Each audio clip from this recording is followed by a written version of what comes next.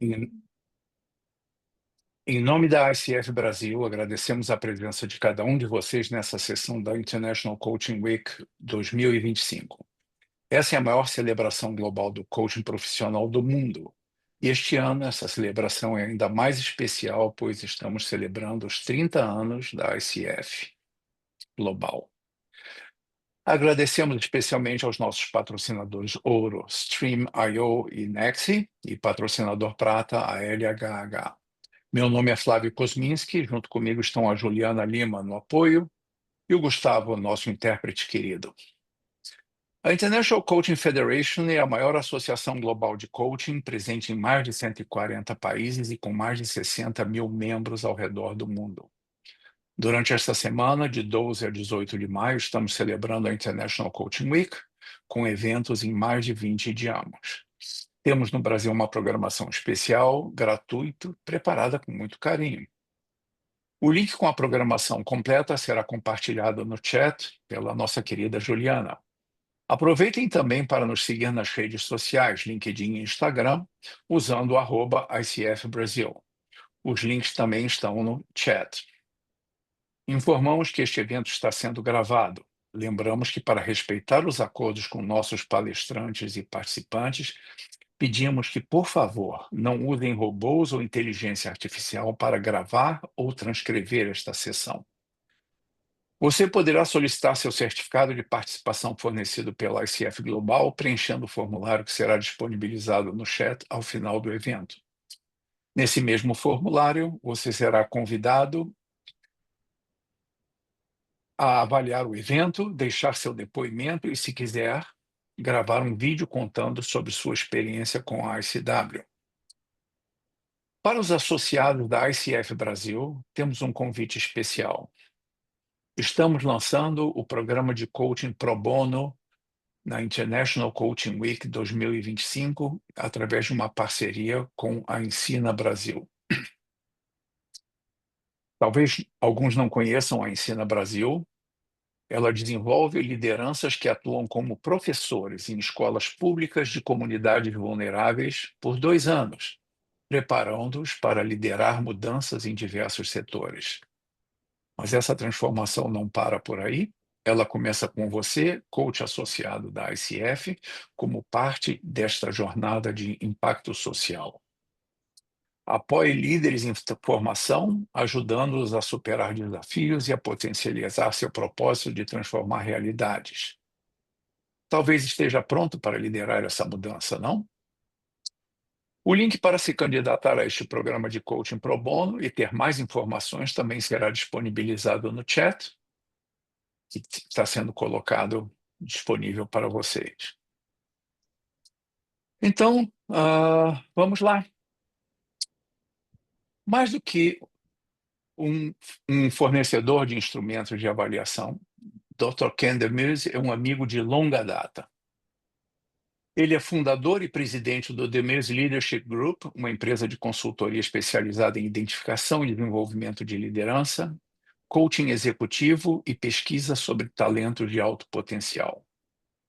Dr. Demers tem apresentado suas pesquisas sobre agilidade de aprendizagem, competências de liderança e mudança organizacional em numerosas conferências profissionais, incluindo a Academy of Management, American Psychological Association, Society for Human Resource Management, Conference Board, International Coach Federation, Society of Consulting Psychology, Society of Industrial and Organizational Psychology e outras. Dr. Demers tem consultado sobre questões estratégicas e de liderança em empresas como Nestlé, Siemens, Lucent e muitas outras. Foi vice-presidente de pesquisa global na Korn Ferry International por 6 anos, quando nos conhecemos. Atualmente leciona na Iowa State University e na University of Wisconsin. Dr. Demers publicou mais de 60 artigos e escreveu 8 livros.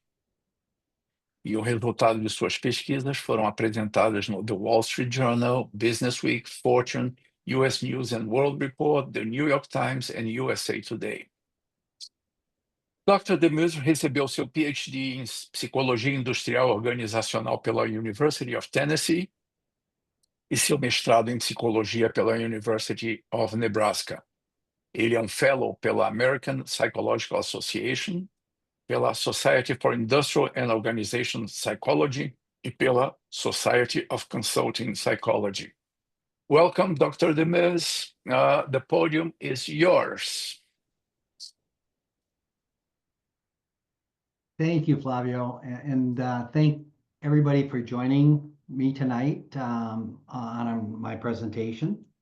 Flavio, you want to put the slide deck up for me, please? Yeah. Okay. I think I've lived a long life, and one of the reasons why I've have a long career is because I've been around this planet for a long time. My talk tonight is really on dealing with change in the 21st century, trying to understand our environment, our environments, and part of that is also trying to understand ourselves. And we're going to talk about that. The next slide, please. Okay, Flavio just went over this.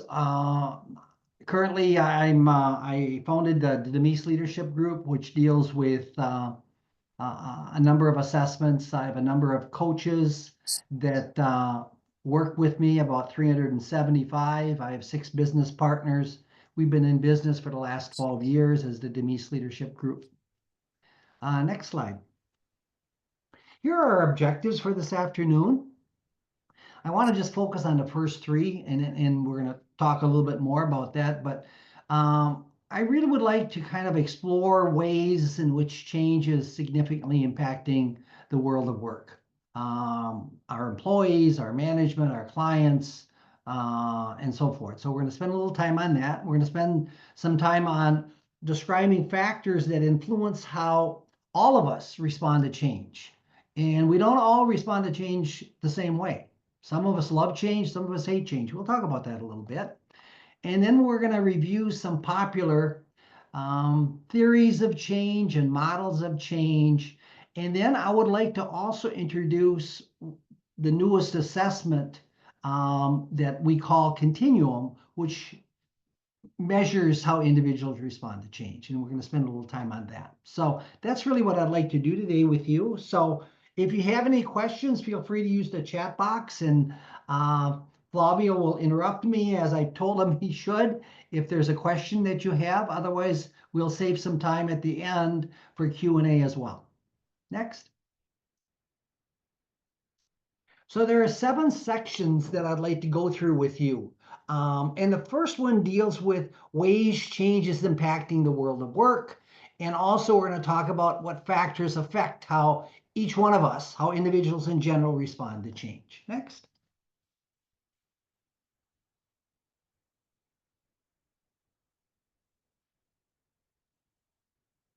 Okay, so we can look at change impacting different perspectives or different parts of our workspace. The first area I'd like to just briefly talk about is how change impacts organizations. And although I've been in the business world a long time, I still consider myself a scientist, and I've taught at 2 different universities, Iowa State University and the University of Wisconsin. So if you want to slip the slide panel up on the left, Flavio, please. This deals with change at the organizational level. And yeah, as you can see, the rate of change, and this is not a surprise to anybody who's on this session tonight, has accelerated tremendously over the last 10 years, 20 years, 30 years, 40 years. The only thing that's changing faster than change is change. And organizations spend a great deal of time and effort and money trying to make change work. And unfortunately, the most recent estimate that I got is 70% of change programs end up in failure. Well, that's not very good. And what can we do to increase those odds? So we can look at change at the organizational level. We can look at change at the leadership level. And at the leadership level, there are 2 really issues that we should think about. One is leaders have to manage others that are reporting to them, their direct reports, their concerns, their fears, their apprehensions, but they also need to manage their own fears and concerns and apprehensions. So we can talk about teams. And when we talk about teams, typically some of the critical aspects that we need to be sensitive to is how teams can create a psychologically safe environment so people can support each other and speak honestly with each other. And to a large extent, what research has found is the immediate manager, the supervisor, really sets the tone for the culture of a work team. And then the last column there is at the individual level. And for those of you that are leaders and managers or consultants of companies, we recognize there's a tremendous amount of fatigue and stress and burnout in organizations, and how our organizations are ongoingly transforming themselves. It not only impacts change, not only impacts the productivity and performance of our employees, but it also impacts their mental health, their turnover for a company. So those are some of the things I'd like to just have you think about at the organizational level, at the leadership level, at the teams level, individual level. Change is impacting everyone and all of us. And then the next slide gets at reactions. So it's important for us to realize that not everybody reacts to change similarly. So here's two young women on a roller coaster. And the woman on the right is having the time of her life. She just loves the roller coaster and the excitement, the exhilaration, even the little fear that happens when you go up and down in the roller coaster. The other lady on the left is scared to death. She doesn't know if she's going to live. So while change is inevitable in our world, how we respond to change, how each one of us responds to change, depends upon us, not just the environment, not just the change. And that's really what I like to talk about more with you today. Next slide. So I and a couple of colleagues conducted a very comprehensive literature review. My colleagues' names are Veronica Harvey and Kim Rule. And we performed an extensive literature review on organizational change and change management, that entire space of change. And we found that there are 8 individual factors that influence how you and I, how employees in general respond to change. And they're listed here. And I just want to talk about a couple of them. One of the key ones we have very little impact on. It's genetically. It's how our brains are wired. Neurologically, some of us are wired to be more adventuresome. Others of us are wired to be a little bit more status quo and be concerned about what we're experiencing in the change space. Think of it as a fight or flight response. When you have change, some of us will fight it. We're aggressive, we're assertive, we don't want any part of it, and we make our feelings known. Others of us tend to be just more supportive, more caring, more withdrawn as far as expressing our emotions. A lot of that can be traced back to the neurology of our brain. Also, our prior experiences. Some of us have had lots of changes in our life, and we've grown to expect them. We've accommodated to them. Others, because of the world we're living in, the space we're living in, we don't experience change that much. So sudden change can really take our breath away. Some of us have dealt with changes very successfully, repeatedly, so we don't fear change as much as others who have had a lot more failures with change. What about the beliefs about the situation? Some of us believe it's going to be successful. It might be a tough journey, but we're going to get through it. Others, their fear factor kicks in and feel like they're never gonna, it's never ending. And then our personality also has an impact. Some of us are optimists, some of us are pessimists, some of us are neurotics. So how our personality has emerged, our brains are wired, how our experiences play a role, what we believe about ourselves and our organization and about the services and products of our organization. All that would have a role in how we react to change. Next slide.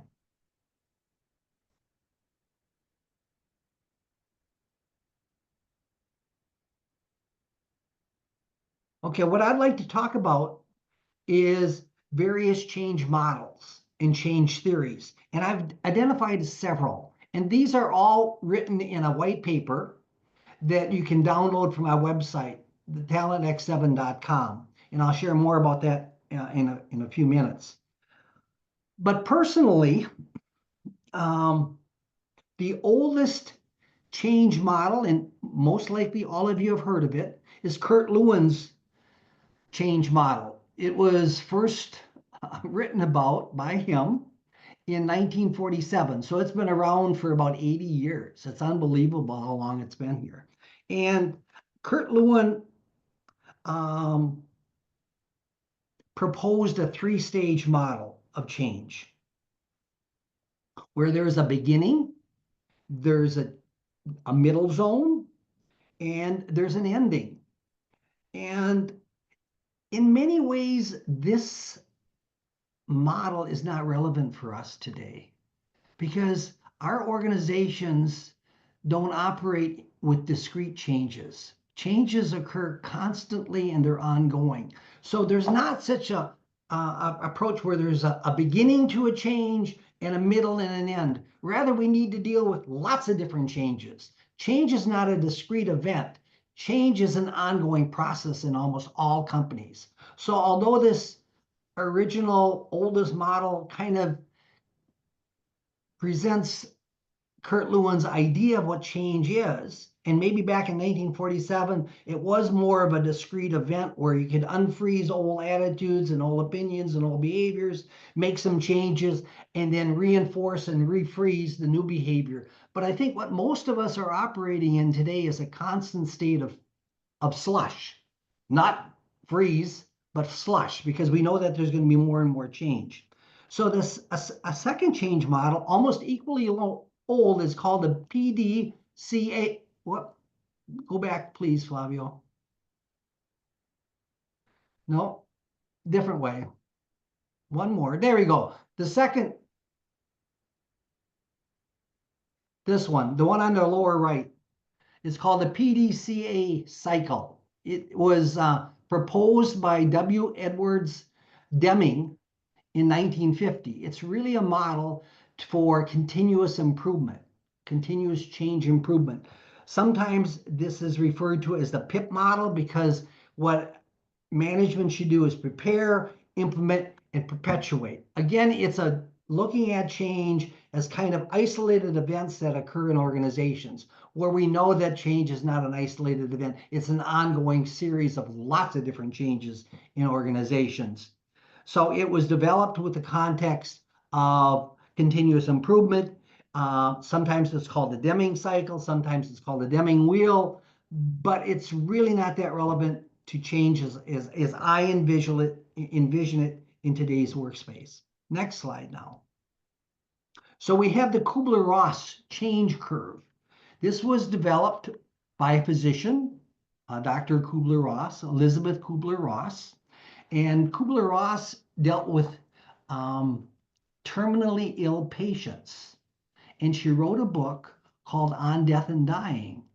And it talks about how people, from a feeling standpoint, when they're diagnosed with a terminal illness, what are the stages of grieving that they go through?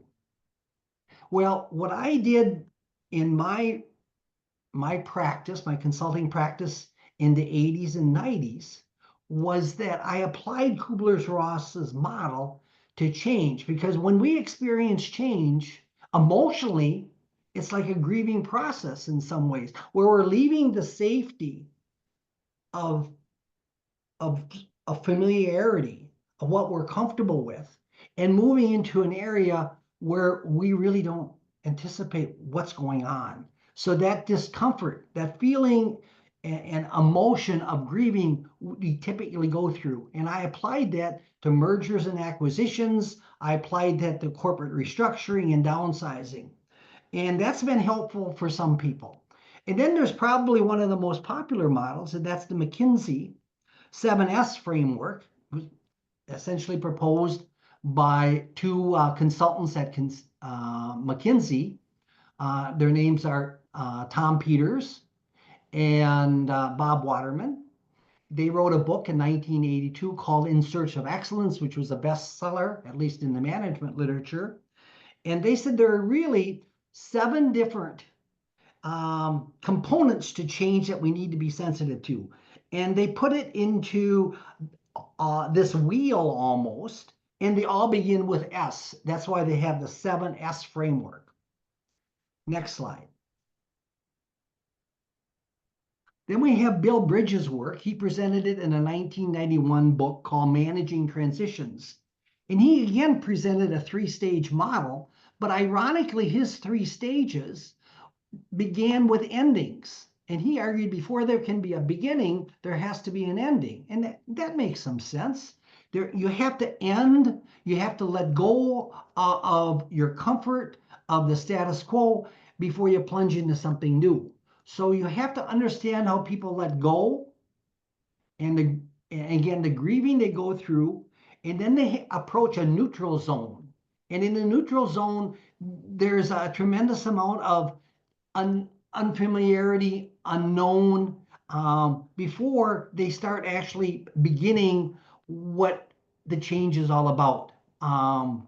Can see some positives with what's being done in the new space, can gradually learn to accept and embrace what the change is giving them. So it's looking at it through different lenses than what they looked at when they had to let go. So there's ending, a neutral zone, and a beginning. And that has some relevance today, but again, it's an isolated event versus an ongoing process, which we're all experiencing today. And then the next one, which is on the bottom of this slide, called the ADKAR change management model, came out in the mid-90s by someone named Jeff Hyatt. He wrote a book that presented his model. It essentially presents 5 main goals on which to base your change management. And you can see it goes from awareness to desire to knowledge to ability and reinforcement. So he talks about each one of them in a chapter in his book. The next slide. Then we have John Kotter's model. It's an 8-stage theory of change. It's probably the most popular one, the most referred to one today. He's a Harvard professor. He wrote his book in 1995 called Leading Change. He presented these 8 steps to help organizations and leaders implement change in their organizations. Again, I want to repeat myself. It assumes that change is discrete. It's a unitary event as opposed to an ongoing change process, which all of us are experiencing today. Next slide. So we have a model with our assessment that we created. We call it the Continuum Diagnostic Reaction to Change Model, and we just wrote about it last year after starting the process in 2020. So after 4 years, we came up with our own model. We're basing it on 5 different facets of change that we need to understand and get a handle on. And you can see they range from change emotions to change preferences, to change confidence, to change expectations, to change optimism. And we have a white paper that presents this. That's again on my website, thetalentx7.com. We also have a technical report that looks at this change model in the context of this new assessment that we have developed, and I'll talk about in a few minutes, called the Continuum Assessment. Next slide. So in section 3, and there are 7 of them, 7 sections. In section 3, we're going to talk about how do we measure reactions to change. And You would think there'd be a lot of assessments out there measuring change. We thought there'd be hundreds. There really aren't. And I'll talk to you about that in a minute. But what this slide does is it looks at how you can really kind of conceptualize change at different levels. You can talk about organizational change at the systems level. You can talk about change at the teams level. Psychological safety plays a role in that. You can talk about change at the leadership level. That's where learning agility, the construct that I'm probably more familiar with, or most familiar with. And then you can talk about change at the individual level. And that's what I'm going to focus in on the rest of today's session. Discovering how people react to change. And that's what I'd like to focus on with you. So next slide. Perhaps the most often cited change assessment that we came across is this one, change style indicator. And we all took it. We are familiar with it. It's a good assessment. I'm not going to criticize it at all. It's essentially marketed by, you can see, Discovery Learning International, or DLI.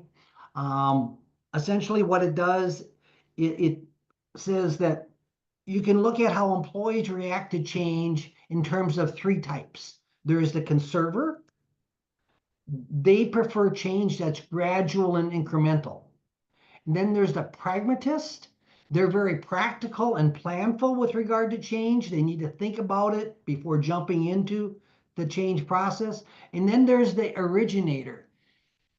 They're fast, they're quick, they tend to like radical change. They get really bored with sameness and status quo. And what this assessment argues is that there is no right or wrong style to how one reacts to change. Conservatives have an advantage, pragmatists have an advantage, and so do originators.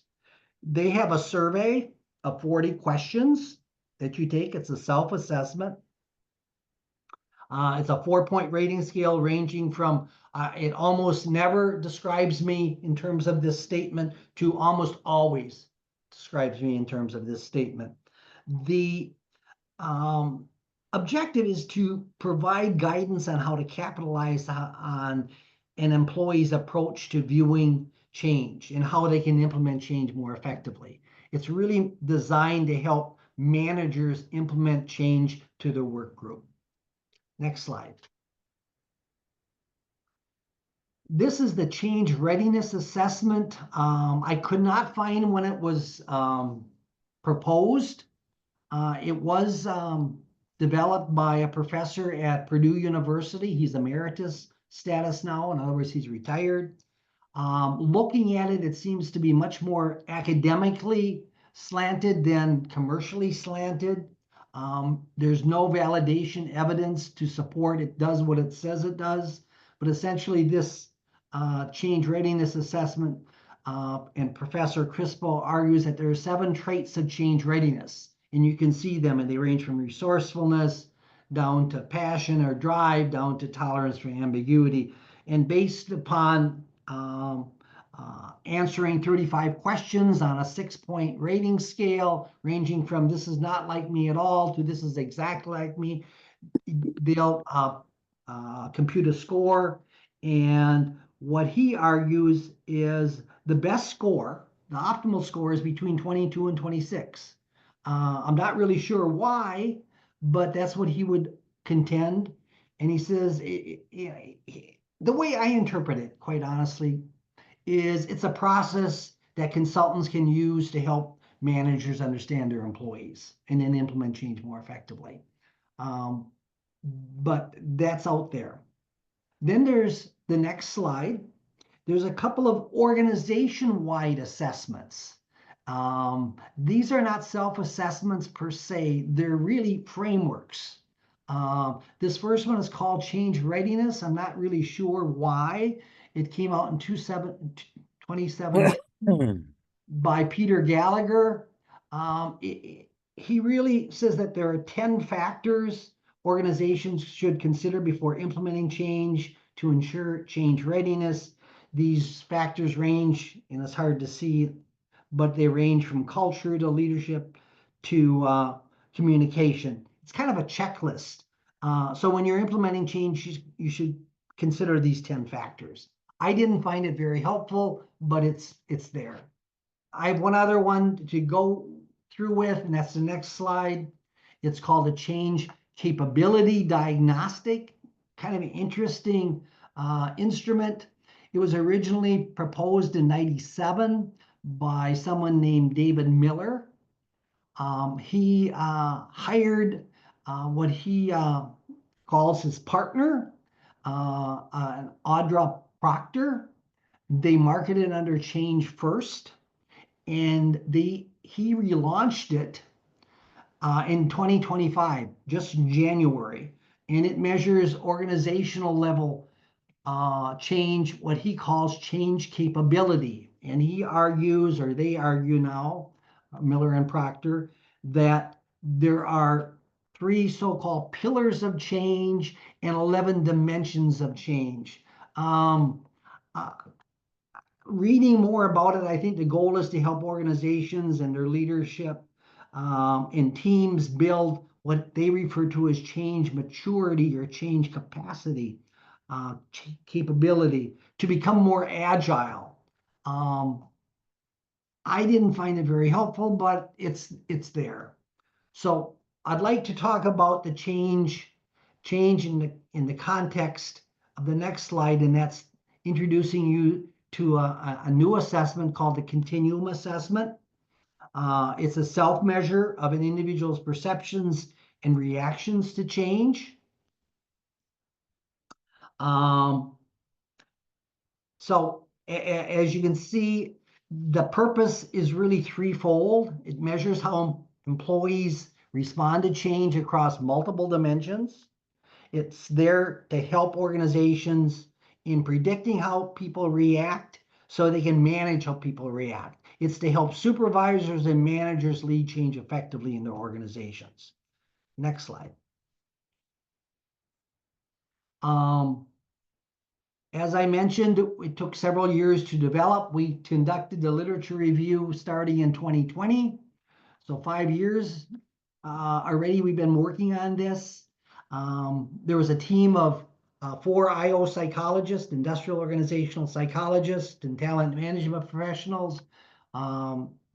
Veronica Harvey and Kim Rule, as well as Guanrong Day, who was a partner of mine on my team when I was at Korn Ferry. So the 4 of us have been working on this since 2020. We have 3 different phases that we conducted. We obviously started with the literature review. We created over 200 assessment items.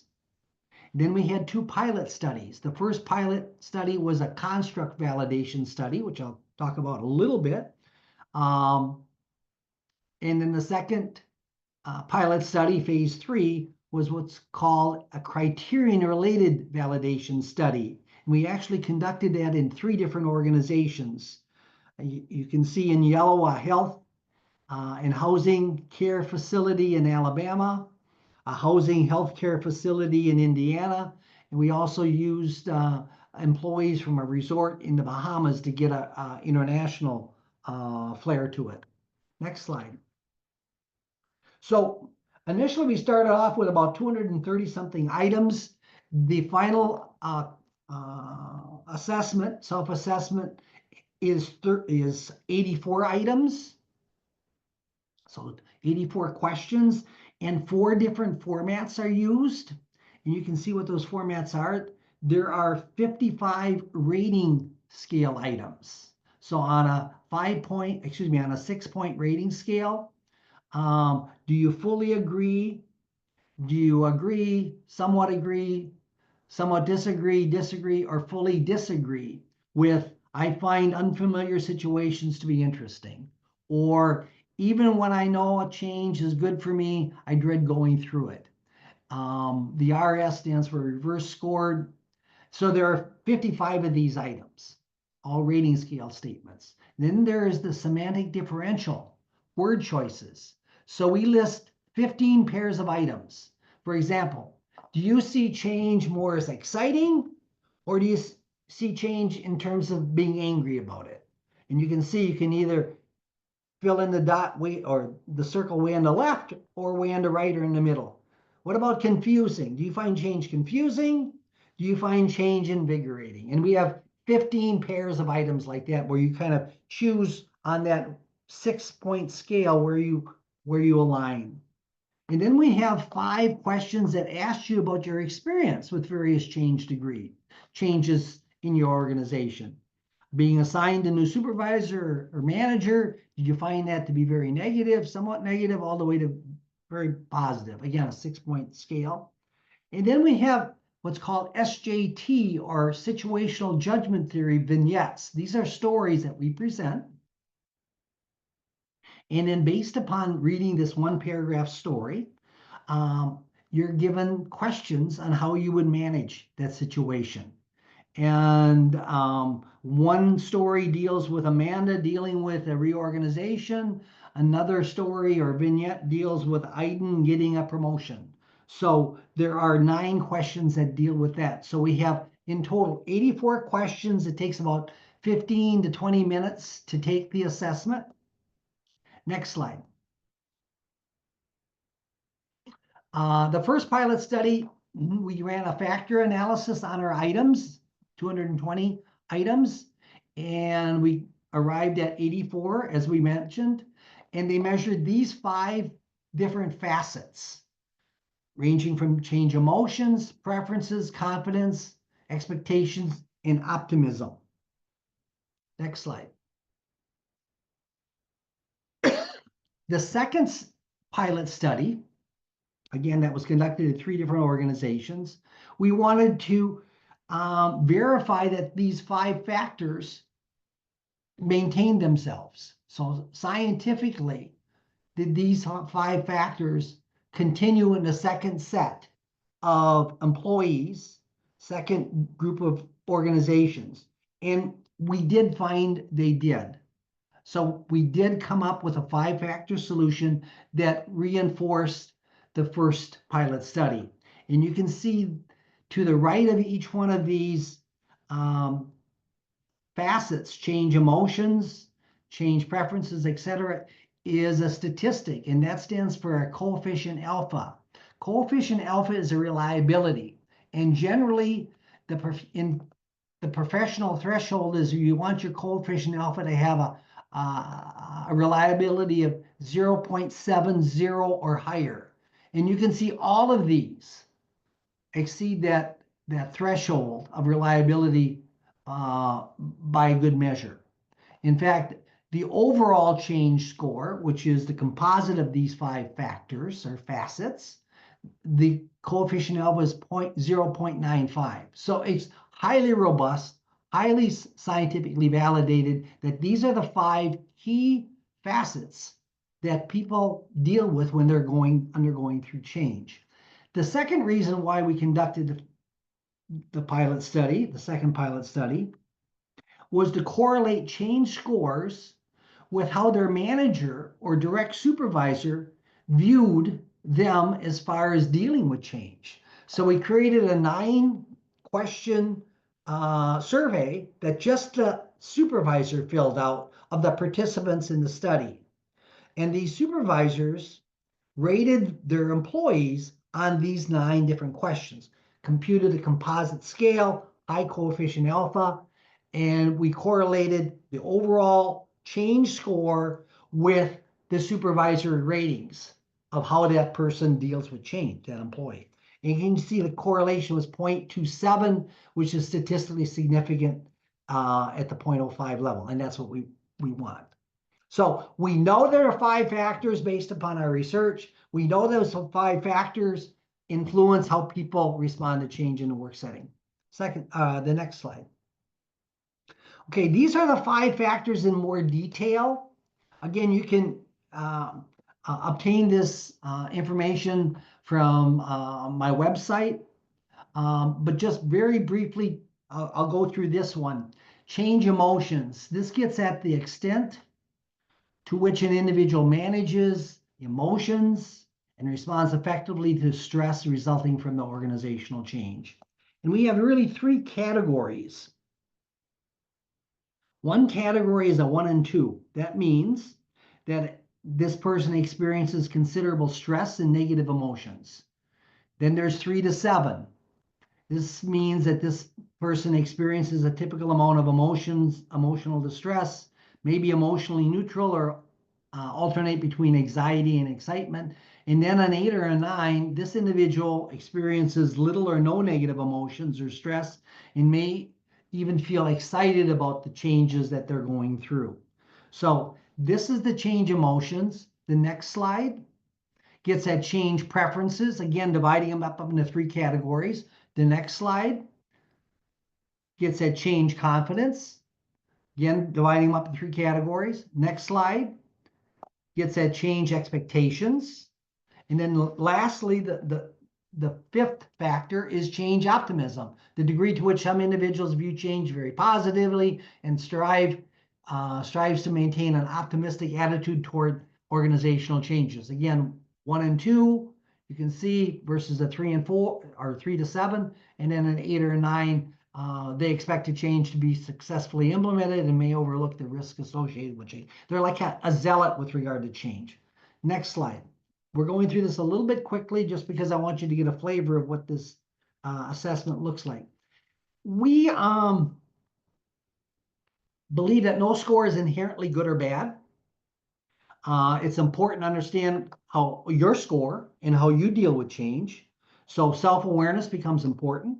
We also believe if you're a supervisor, it's important that these supervisors know their direct reports and how they tend to react to change.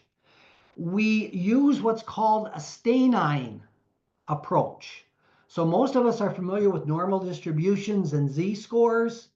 Many of us don't know what that really means. So we use what's called a Stanine score. It really looks at this distribution, not in terms of z-scores, but in terms of Stanine scores. So if you're way in the left, you're a 1. If you're way in the right, you're 9. So if you divide this up in the first third, which is about 22% of the population, will have concerns about change. You have the middle population, which is the vast majority, it's 56%. They are somewhat neutral or not negative toward change. Then we have 7 through 8, or 7, 8, and 9 rather, which is another 22%. These individuals are more change pioneers. They really embrace change. So it's important to kind of see where you fall on this distribution. Next slide.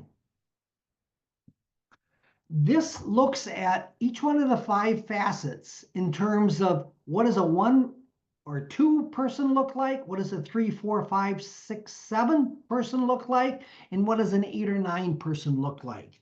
And we're not going to go through this, so just go to the next slide, please. The next slide is important because what we do is based upon how you respond to those 5 facets. We put you into one of 5 different buckets. If you're way to the left, you're a 1 or 2, you tend to be cautious toward change. And you can kind of read what that means. If you're a 3, 2.5 to 3.5, you're tolerant of change.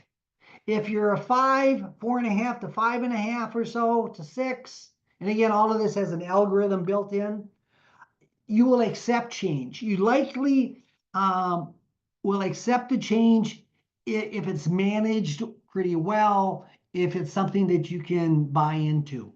And then you can be supportive, or you can be an advocate or a zealot for change. And we kind of put you into one of these 5 buckets based upon your 5 different scores. Next slide.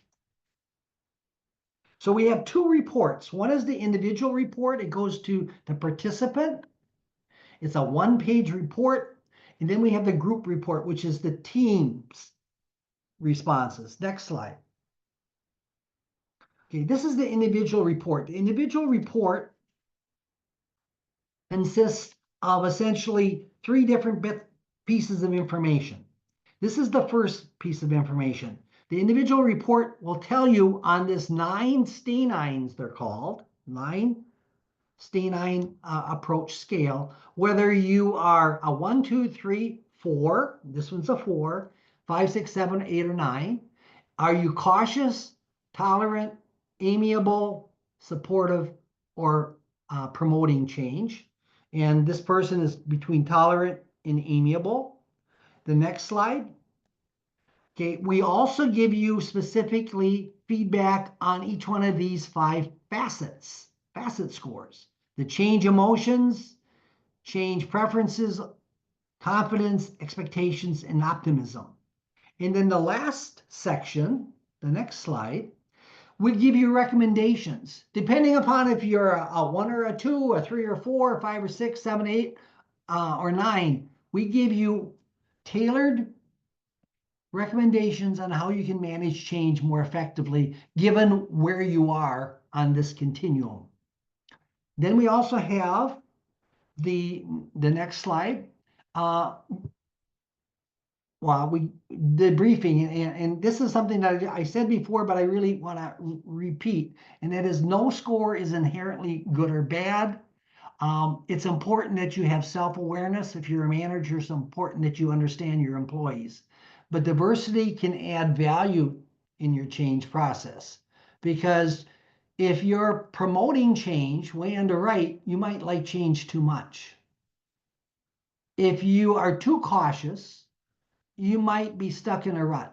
So understanding where you are, and if you're a manager, helping that person understand where they are and how they can be used more effectively.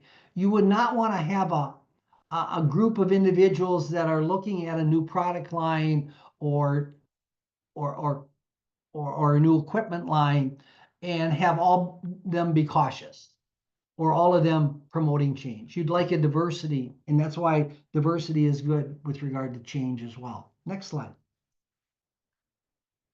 One of the things that I talked to Flavio about, and hopefully ICF supports this, if you want to take the continuum assessment, you can take it complimentary.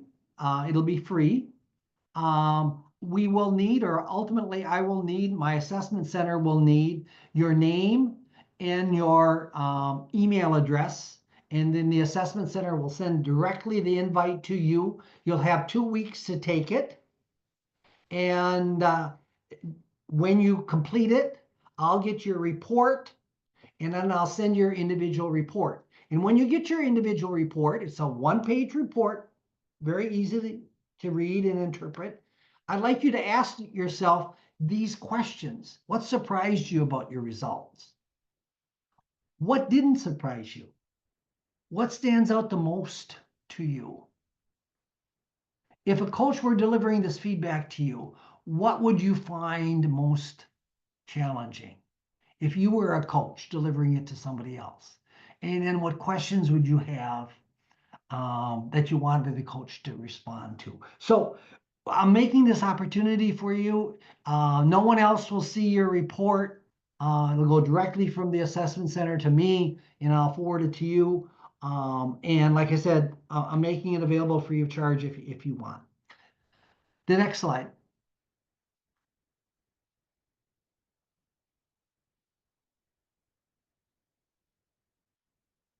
I think there's the next slide. Yeah. The last section gets with debriefing, the continuum report, the group report. I just want to present what it looks like. The next slide will present the group report. Obviously, you can get a sample of a group report, but you won't get a group report. It presents the mean of the STAI-9 scores and what bucket the group would fall into. It also presents the percentage of employees or team members in each one of these 5 buckets. The next slide gets at, there are going to be 5 subsequent pages. This one deals with change preferences on this STAI-9 approach. What percentage of your team is 9s? What percentage is 8s? All the way down to what percentage is 1s. It also has recommendations on the right on how a manager or a team leader can deal with change preferences in his or her team. The next slide gives you change expectations. Again, the same type of approach, gives you a distribution around the Steinions as well as recommendations. The next slide, in a certification is needed to use the assessment in an organization. We spend a lot more time about fostering healthy, productive responses from employees. We're not going to do that tonight. The next slide, just a summary of what I talked about today. While change is inevitable, how organizations address and react to change is not.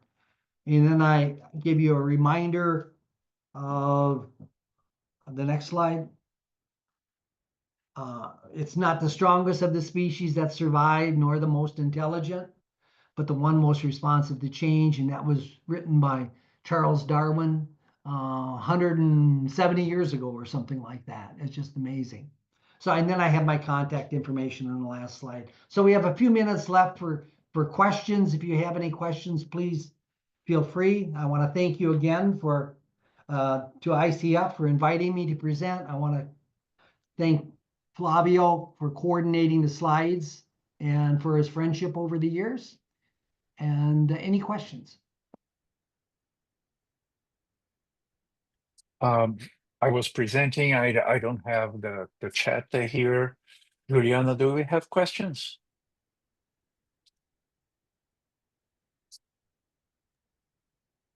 Tenho sim, passei. Você quer ver no seu WhatsApp, Flávio? Passei para você as perguntas.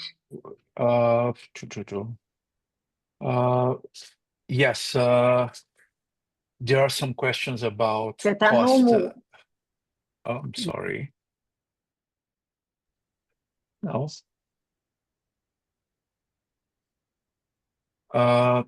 Can you hear me?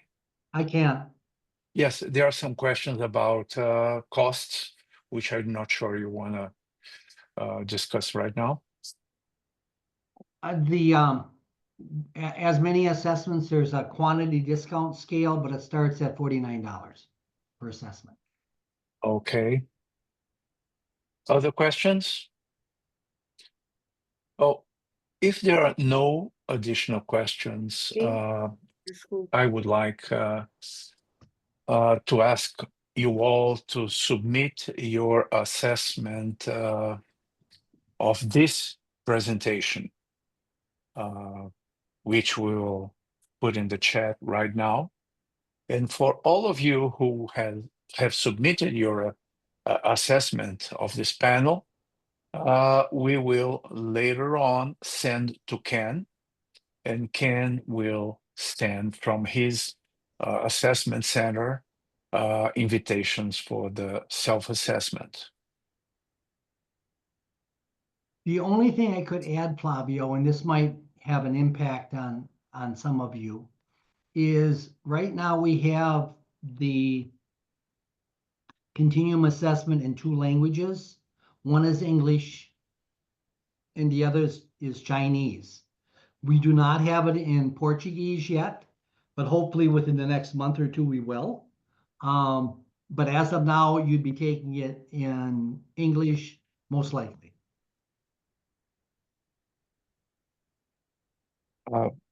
Ken, nos próximos dias, possivelmente. Okay. Flávio, só deixa então mais claro para todos como é que vai funcionar então para a gente fazer o acesso ao questionário. Qual vai ser o procedimento? Por favor. Sim. Aqueles que responderem à avaliação deste evento vão receber, com o e-mail que vão nos fornecer nessa avaliação, nós vamos encaminhar este e-mail ao Ken, e o Ken, em poucos dias, envia os assessments individualmente para cada um. Não esperem nada amanhã ou depois da manhã. A quantidade de trabalho que a gente está tendo em coordenar todas essas informações é muito, muito grande. mas possivelmente na próxima semana nós vamos encaminhar ao Ken a lista dos participantes deste evento e podemos, então, viabilizar esse processo. Coloquei lá no chat, tá, Ótimo, Flávio? Salientei que é tanto para avaliação quanto também para o acesso. ótimo. O... Acredito que nós tenhamos algumas pessoas aqui que não sejam associadas ou não são associadas ao ICF Brasil. Nós também sugerimos que vocês se associem ao ICF Brasil. Eu acho que esse evento é uma das demonstrações do valor que nós agregamos àqueles que são associados. Nós temos muitos outros eventos ainda na ICW, amanhã e sexta-feira. Vocês têm no chat o link para consultarem e se registrarem para os próximos eventos. E nós temos uma programação de eventos na ICF Brasil para os próximos semanas, meses, muito rica. Eu acho que vale a pena pensar no assunto e se associar à ICF. Bom, eu acho que chegamos ao final. Agradeço a todos por estarem aqui conosco. Por favor, preencham o formulário de avaliação. É importante para nós, é importante para vocês, porque receberão o convite para receberem sua autoavaliação. Junto com este convite, nós vamos encaminhar também o link para esses papers e trabalhos que o Ken mencionou durante a apresentação dele. Alguns são muito ricos, eu conheço alguns, são particularmente valiosos quando a gente pensa em mudança, quando a gente pensa em prontidão para a mudança, quando a gente pensa em agilidade de aprendizado. Ok, muito obrigado a todos. Alguém gostaria de trazer alguma comentário, alguma sugestão?